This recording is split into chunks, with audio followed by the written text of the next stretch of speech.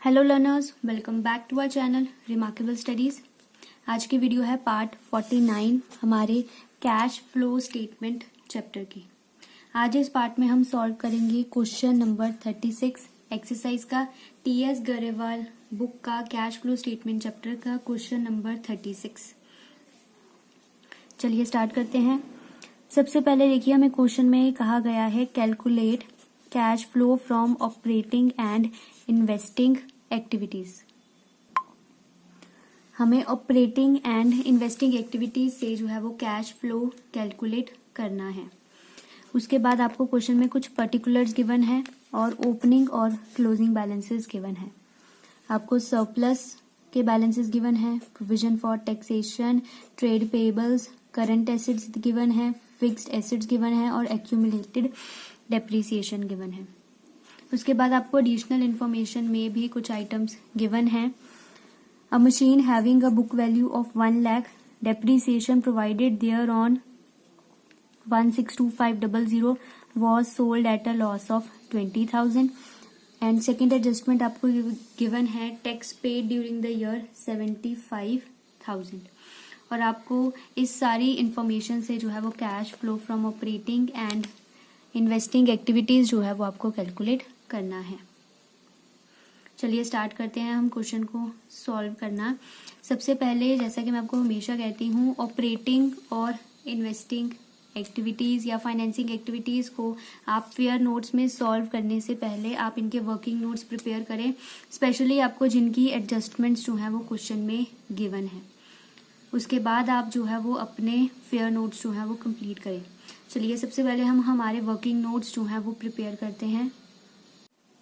सबसे पहले हमें यहाँ पर प्रिपेयर करना है working note net profit before tax and extra ordinary items का, जो हमारा स्टार्टिंग पॉइंट बनेगा cash flow from operating activities calculate करने के लिए। अब तक आपको क्लियर हो गया होगा कि हम ये अपना फर्स्ट वर्किंग नोट जो है वो किस तरह से प्रिपेयर करते हैं। अब आपको ध्यान रखना है कि जो मैंने आपको 3 पॉइंट्स बताए थे पार्ट 5 में कि हम किससे अपना क्वेश्चन जो है वो सॉल्व कर सकते हैं, किस पॉइंट से। यहाँ पर आपको देखिए क्वेश्चन में गिवन है सरप्लस के बैलेंसेस गिवन है, तो इट मीन्स हम यहाँ पर जो मैंने आपको थर्ड पॉइंट समझाया था पार्ट 5 में जो मैंने आपको थर्ड पॉइंट समझाया था, हम उसे यूज करके जो है वो ये पॉइंट सॉल्व करेंगे। तो सबसे पहले आपको यहाँ पर लिखना है net profit as per profit and loss. ठीक है, इसे कैलकुलेट करने का फॉर्मूला है closing balance of profit and loss. आपको माइनस करना है इसमें से opening balance of profit and loss. Closing balance आपको देखिए क्वेश्चन में गिवन है 10 लाख।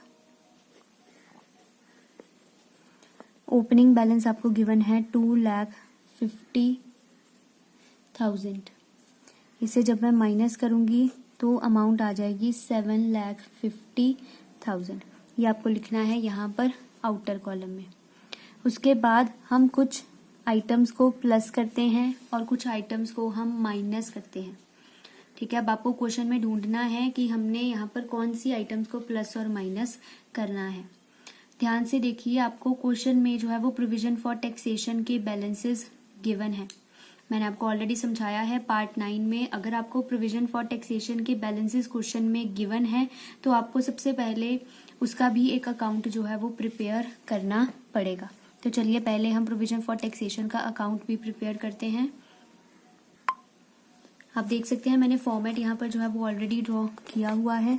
इसे हम दे देते हैं working note number 2। Provision for taxation का अकाउंट हम किस तरह से प्रिपेयर करते हैं ये मैंने आपको पार्ट 9 में जो है वो एक्सप्लेन किया है। अगर आपने अभी तक पार्ट 9 चेक नहीं किया है तो आप इसे जरूर चेक करें। मैंने with example provision for taxation का अकाउंट किस तरह से प्रिपेयर करते हैं मैंने समझाया है। पार्ट का लिंक आपको डिस्क्रिप्शन बॉक्स में मिल जाएगा, वहां से चेक कर सकते हैं। सबसे पहले प्रोविजन हम लिखेंगे बाय बैलेंस ब्रॉट डाउन, जो होगा आपका ओपनिंग बैलेंस। ओपनिंग बैलेंस आपको क्वेश्चन में गिवन है 75,000। उसके बाद to balance carried down 75,000 closing balance आपको क्वेश्चन में दिया हुआ है। उसके बाद देखिए आपको एडिशनल इंफॉर्मेशन में बताया गया है tax paid during the year 75,000 tax पे किया है। टैक्स पेड हम शो करते हैं डेबिट साइड पर, तो हम यहाँ पर लिख देंगे टू बैंक पेड। आपको क्वेश्चन में बताया गया है 75,000। उसके बाद एक और आइटम है जो इस अकाउंट में और आती है, जिसे हम लिखते हैं bye profit and loss made. ये चार चीजें हमेशा जो है वो अकाउंट में जरूर आएंगी। अब हमें मेड की अमाउंट गिवन नहीं है क्वेश्चन में, तो हम इसे जो है वो बैलेंसिंग फिगर से जो है वो कैलकुलेट कर लेंगे। इस साइड का टोटल करा आपने 75,000 प्लस 75,000, ये आ गया। डेबिट साइड का टोटल 1,50,000, 1,50,000 माइनस 75,000, ये बचेगा 75,000 और आपका जो ये अकाउंट है वो कंप्लीट हो गया है। अगर आपको अभी भी क्लियर नहीं है कि हम ये अकाउंट किस तरह से बनाते हैं, तो आप पार्ट 9 जरूर चेक करें। मैंने विद एग्जाम्पल जो है ये सारा अकाउंट समझाया है। हमेशा ये चार चीजें जरूर आएंगी और सिर्फ ये चार ही आइटम्स हैं जो प्रोविजन फॉर टैक्सेशन के अकाउंट में आती हैं। अब जो हमारे पास यहाँ पर आया है made by profit and loss made, हम इसे प्लस कर देंगे हमारे फर्स्ट वर्किंग नोट में, plus provision for taxation made वाला, और जो ये हमारा पेड आया है टू बैंक पेड, हम इसे माइनस करेंगे हमारी ऑपरेटिंग एक्टिविटीज में से। एट लास्ट जब हम माइनस करते हैं माइनस टैक्स पेड, हम इसे जो है वो वहां से माइनस कर देंगे और इसे हम ऐड कर देंगे हमारे फर्स्ट वर्किंग नोट में, जब हम net profit before tax and extraordinary items calculate करते हैं।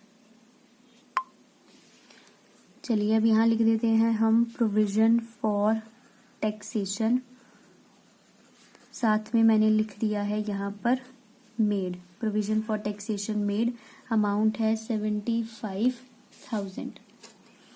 अब आपको इन दोनों को टोटल करना है, 7,50,000 प्लस 75,000, ये आ जाएगा 8,25,000 और ये जो है हमारा फर्स्ट वर्किंग नोट जो है वो कंप्लीट हो गया है। सिर्फ यही दो आइटम्स आएंगी इस पॉइंट में और कोई भी आइटम आपको यहाँ पर गिवन क्वेश्चन में नहीं है जो हम अपने फर्स्ट वर्किंग नोट में एडजस्ट कर सकते हैं। तो आप पार्ट 5 जरूर चेक करें, आपको वहां से क्लियर हो जाएगा कि हम यहाँ पर कौन कौन सी आइटम्स जो है वो मेंशन करते हैं। अब चलिए आगे चलते हैं। आगे हमें बनाना है फिक्स्ड एसेट का अकाउंट। जब भी हम एसेट का अकाउंट प्रिपेयर करते हैं तो सबसे पहले हम चेक करते हैं कि हमने डेप्रीसिएशन का कौन सा ट्रीटमेंट जो है वो अपने क्वेश्चन में शो करना है। ठीक है, यहाँ पर आप ध्यान दीजिए, आपको क्वेश्चन में एक्यूमुलेटेड डेप्रीसिएशन के बैलेंसेस जो हैं वो गिवन है, तो इट मीन्स यहाँ पर हम ट्रीटमेंट नंबर टू जो मैंने पार्ट 31 में समझाया है डेप्रीसिएशन का, उसे हम यहाँ पर यूज करेंगे। अगर आपने अभी तक डेप्रीसिएशन का ट्रीटमेंट हम कैसे करते हैं, अगर आपने अभी तक ये पार्ट्स नहीं देखे हैं तो आप जरूर देखें। पार्ट 30 और 31 में मैंने डेप्रीसिएशन के ट्रीटमेंट्स समझाए हैं, उनका लिंक भी आपको डिस्क्रिप्शन बॉक्स में मिल जाएगा, आप वहां से चेक कर सकते हैं। चलिए हम सबसे पहले फिक्स्ड एसेट का अकाउंट प्रिपेयर करते हैं। एसेट्स के देखिए आपको ओपनिंग बैलेंस गिवन है, टू बैलेंस ब्रॉट डाउन 2125,000।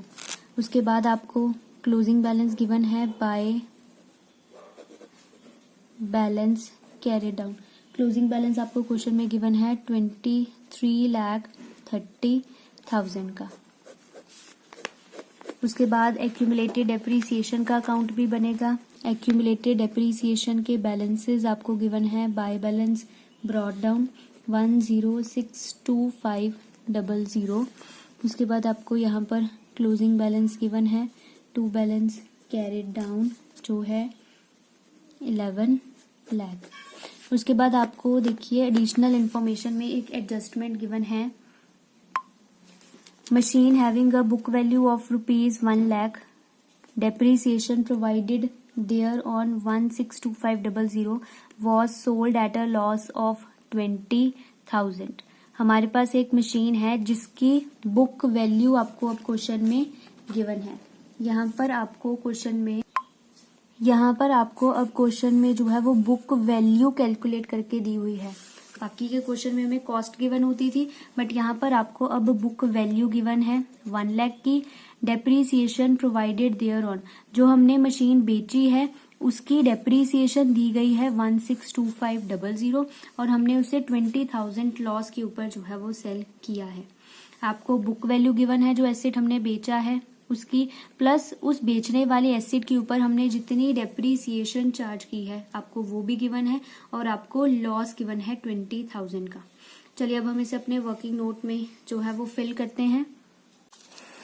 सबसे पहले हम लिखेंगे यहाँ पर कॉस्ट ऑफ एसेट जिसे हमने सेल किया है, फिर हम उसमें से माइनस करते हैं एक्यूमुलेटेड डेप्रीसिएशन, जो डेप्रीसिएशन हमने बेचने वाले पार्ट के ऊपर लगाई होती है। उसके बाद हमारे पास आती है रिटर्न डाउन वैल्यू या फिर बुक वैल्यू। उसके बाद हम उसे कंपेयर करते हैं सेल वैल्यू के साथ, और लास्ट में हमें पता चलता है हमें प्रॉफिट हुआ है या लॉस। अब देखिए आपको क्वेश्चन में गिवन है जो डेप्रीसिएशन हमने चार्ज की है एसेट के ऊपर वो है 162500। उसके बाद बुक वैल्यू हमें हमारे क्वेश्चन में गिवन है 1 लाख, और क्वेश्चन में आपको बताया गया है कि हमें बेचने पर जो है वो लॉस हुआ है, लॉस ऑन सेल 20,000।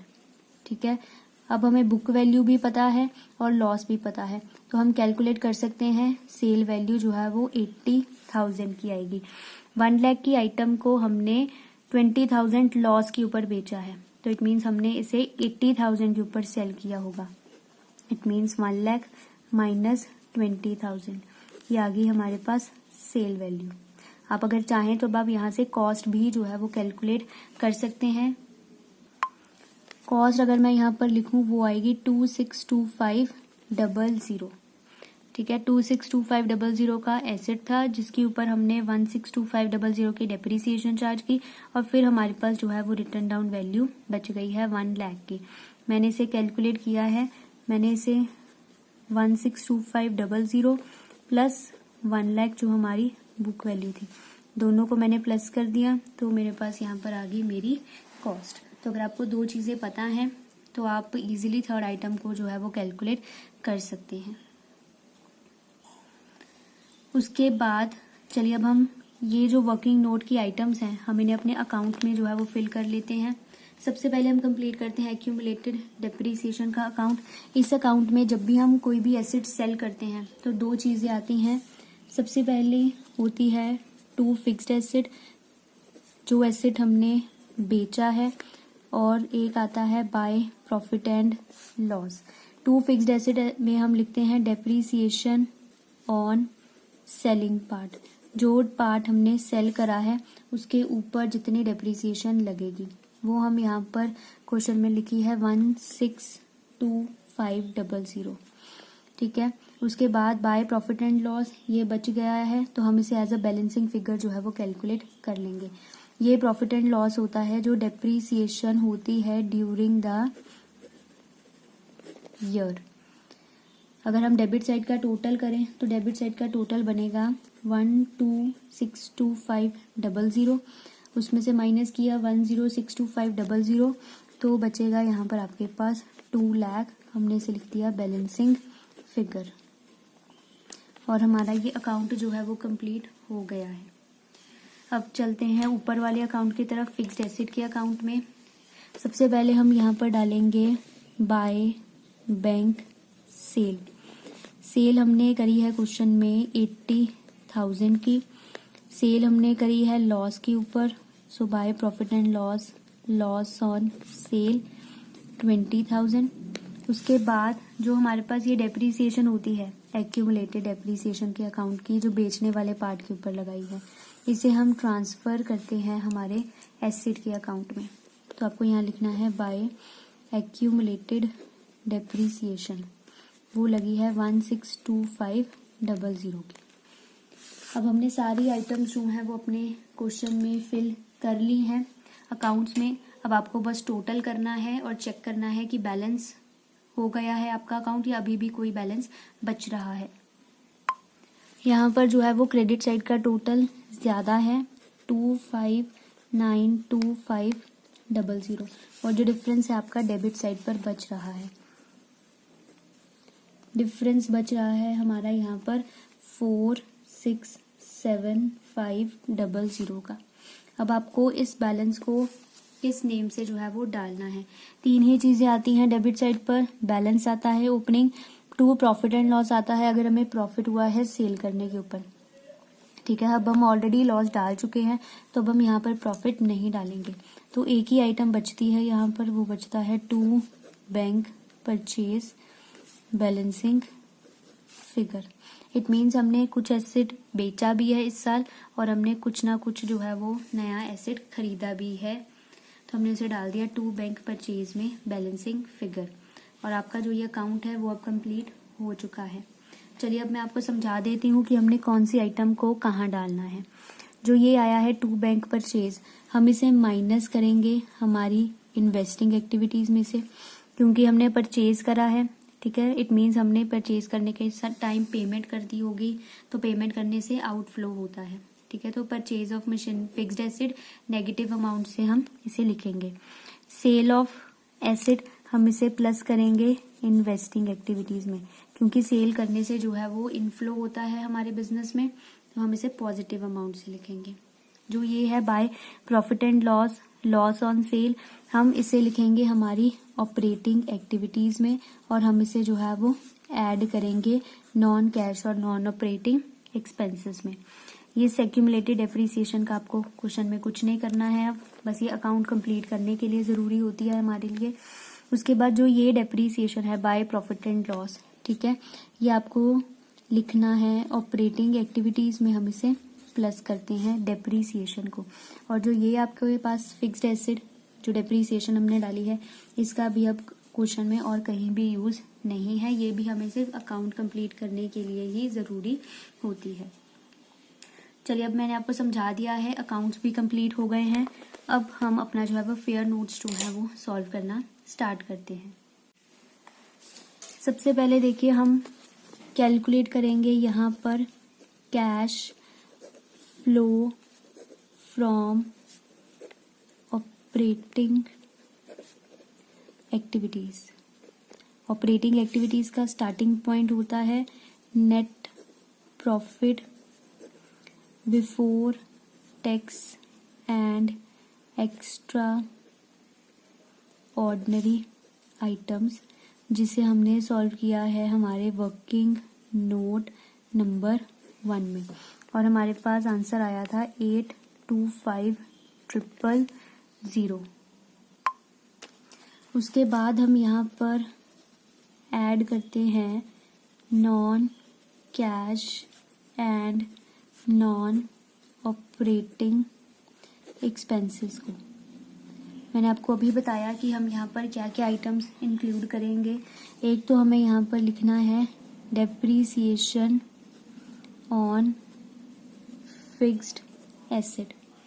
डेप्रीसिएशन हमने कैलकुलेट करी है 2 लाख, नंबर दे दीजिए वर्किंग नोट नंबर 3। उसके बाद हमने लॉस हुआ हमें एसेट बेचने पर, loss on cell of asset, तो आप इसे भी नाम दे दीजिए वर्किंग नोट नंबर 3। लॉस हमें हुआ है 20,000 का।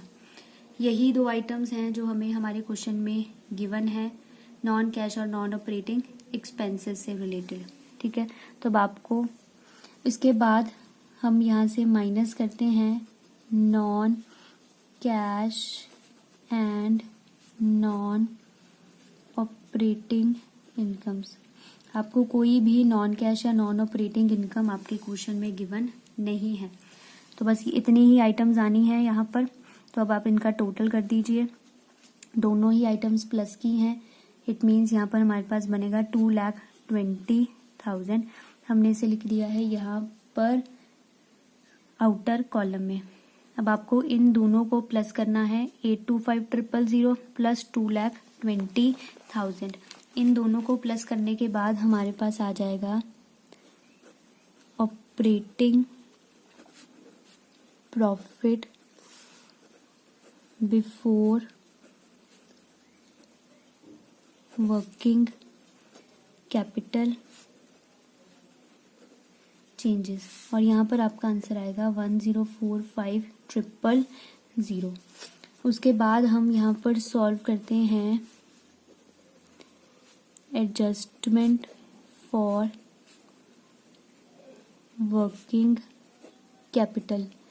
इसमें हम प्लस करते हैं डिक्रीज इन करंट एसेट और increase in current liability, minus करते हैं हम increase in current asset and decrease in current liability.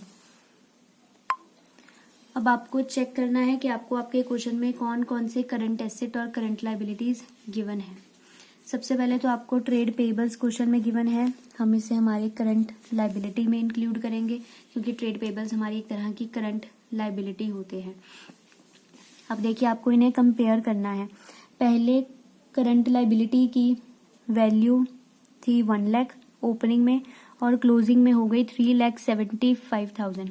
It means हमारे जो ट्रेड पेबल्स हैं वो यहाँ पर इंक्रीज हो रहे हैं, ठीक है, और इंक्रीज हो रहे हैं 2,75,000 से। जो इन दोनों का डिफरेंस है, इन दोनों का डिफरेंस है 2,75,000। तो इट मीन्स हम प्लस कर देंगे 2,75,000 को, क्योंकि हमारे जो करंट लायबिलिटीज हैं वो यहाँ पर इंक्रीज हो रही हैं। इंक्रीज इन करंट लायबिलिटी को हम हमेशा ऐड करते हैं, तो आप यहाँ पर लिख दीजिए increase in trade payables, amount आएगी 2,75,000। उसके बाद आपको करंट एसेट क्वेश्चन में गिवन है। करंट एसेट में आपको ट्रेड रिसीवेबल्स दिए गए हैं और स्टॉक गिवन है, ठीक है, और ये दोनों ही हम हमारे करंट एसेट में इंक्लूड करते हैं। अब आपको इन्हें भी जो है वो कंपेयर करना है। पहले करंट एसेट की वैल्यू थी 11,50,000, अब हो गई है 13 लाख। इट मीन्स हमारे जो करंट एसेट है वो यहाँ पर इंक्रीज हो रहे हैं और इंक्रीज हो रहे हैं 1,50,000 से। 1,50,000 का डिफरेंस है इन दोनों के बीच में। जब भी हमारे करंट एसेट इंक्रीज होते हैं तो हम उन्हें माइनस करते हैं इंक्रीज इन करंट एसेट। तो आपको यहाँ लिख देना है इंक्रीज इन करंट एसेट 1,50,000। 1,50,000 आपको नेगेटिव में लिखना है क्योंकि हमने माइनस करना है। अगर आपको अभी तक क्लियर नहीं है कि मैंने ये प्लस माइनस कैसे किया है या और क्या क्या आइटम्स हम अपने करंट एसेट और करंट लायबिलिटीज में यहाँ पर इंक्लूड नहीं करते हैं, तो आप पार्ट 7 जो है वो ज़रूर चेक करें। पार्ट 7 में मैंने जो है वो वर्किंग कैपिटल की एडजस्टमेंट को ही जो है वो एक्सप्लेन किया है, आपको वहाँ से क्लियर हो जाएगा। अब आपको इन्हें प्लस माइनस करके यहाँ लिखना है आउटर कॉलम में 2,75,000 माइनस 1,50,000, ये आ जाएगा 1,25,000। अब आपको जो है वो यहाँ पर इन्हें प्लस करना है 1,04,5,000, ठीक है, प्लस 1,25,000। आपका आंसर आ जाएगा 11,70,000। ये हमारा आया है cash generated from operations. Cash generated from operations, यहाँ से हम माइनस करते हैं टैक्स पेड। टैक्स पेड के लिए हमने वर्किंग नोट बनाया है, वर्किंग नोट नंबर 2। और अब देखिए आपको क्वेश्चन में कितना लिखा है आपने tax paid to bank paid में 75,000।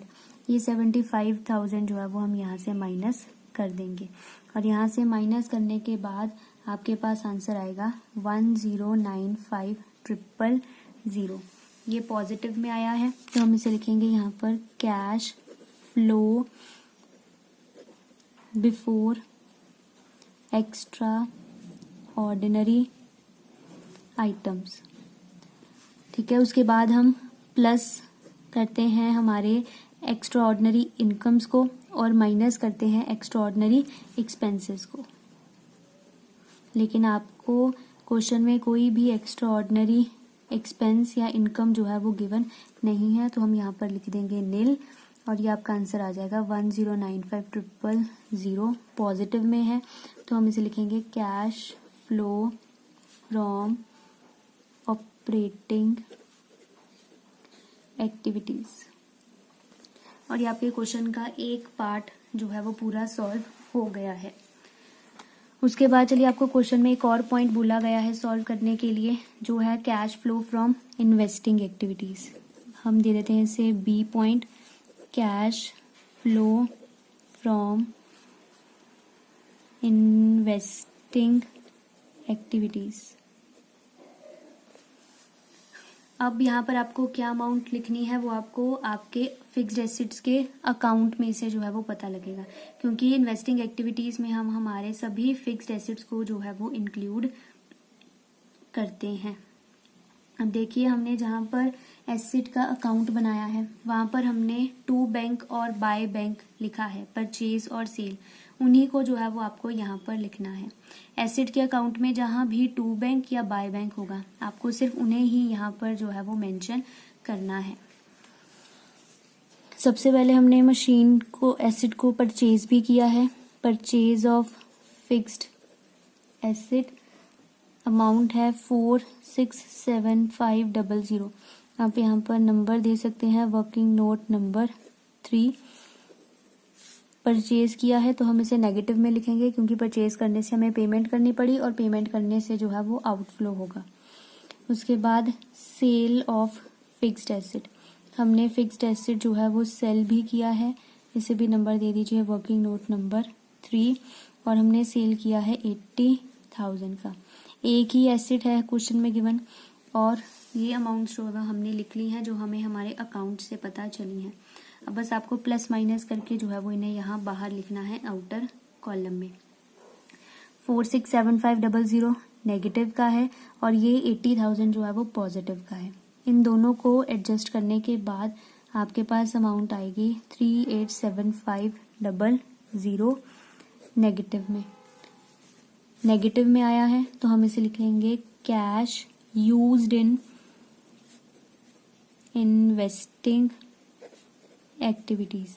अगर पॉजिटिव में आता तो हमने लिखना था cash flow from investing activities, अब नेगेटिव में है तो हमने लिखना है cash used in investing activities. और आपका जो ये क्वेश्चन है वो यहाँ पर सॉल्व कंप्लीट जो है वो हो गया है।